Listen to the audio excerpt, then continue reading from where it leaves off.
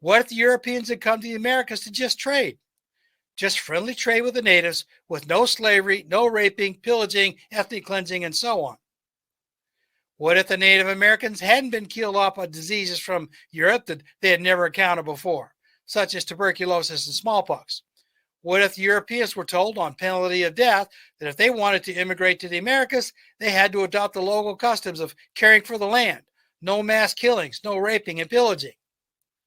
What if here in the 21st century, the Native Americans were still the caretakers of the Americas? What would that look like now?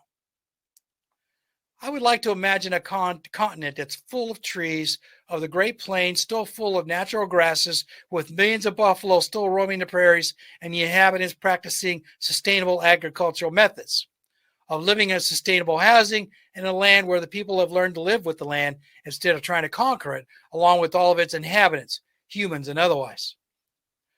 I would like to imagine a world where we aren't wondering about climate warming that has now become an existential threat to humans and the other life that we share this planet with.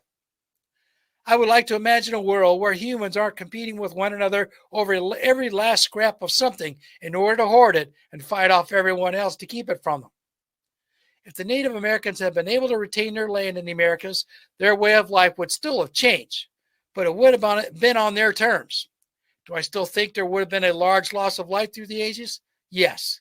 But I would like to imagine that the losses were from the Europeans until they could find a way to get along with other peoples of the world peacefully.